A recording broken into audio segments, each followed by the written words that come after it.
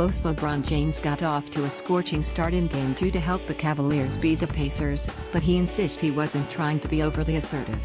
USA Today Sports. LeBron James, as much as any professional athlete today, understands the complex dynamics of the modern media landscape. He knows the mission of print media, TV media, and social media, and the role they each play in how he disseminates a message and how fans consume media. He even runs his own media platform called Uninterrupted, where following Cleveland's victory over Indiana in Game 2 Wednesday, he defended TNT reporter Ali LaForce's decision to ask him about the death of Erin Popovich, the wife of San Antonio coach Greg Popovich, on the court immediately after the game. "A lot of people feel like I was blindsided," James said in a short video posted on Uninterrupted on his way home after the game. "That is absolutely false. Ali LaForce told me that she was going to ask me the question and if it was okay." Once James learned social media was criticizing LaForce, he felt it was important to clarify the situation. A person with direct knowledge of James' thinking on the issue told USA Today Sports. The person requested anonymity because he was not authorized to discuss the topic publicly. James said once LaForce asked the question on air, he was overcome by emotion.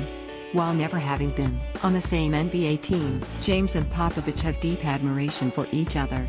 James didn't have an issue with the question because he knows that's LaForce's job, and had LaForce not alerted James before they went on air, it would have had the potential for a disastrous TV moment. For an NBA superstar, James is available to the media on a regular basis, more so than less-known NBA players. On game days, he talks with reporters twice, one at the morning shoot-around and then following the game, and he is often available on off days. If he wanted, he could be a lot less available to the media. He is also cognizant of the reporter's need for proprietary information, and if a reporter has a relationship with James, he is willing to give his time in one-on-one interviews.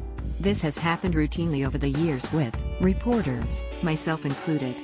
When I needed James to talk for a few minutes about a Martin Luther King Jr. story earlier this season, he answered in a locker room following a horrible road loss to Toronto.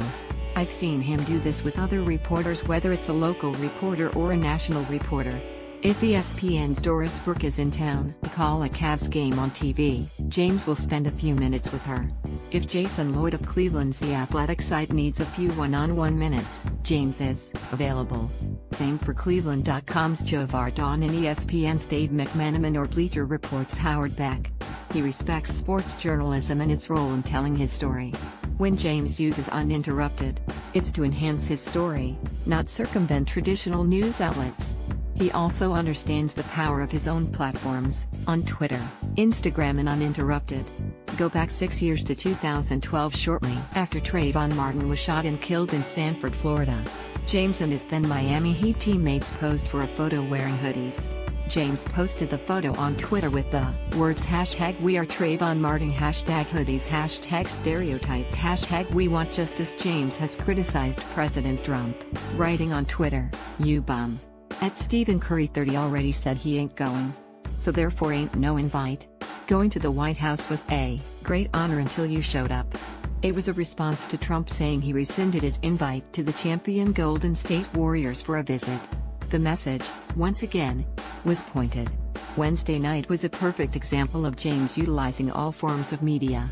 He handled his traditional media responsibilities following the game, and then used Uninterrupted to provide additional context on the on-air interview.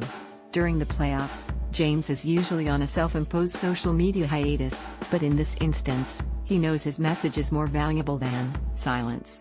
Follow USA Today Sports' Jeff Ziljic on Twitter.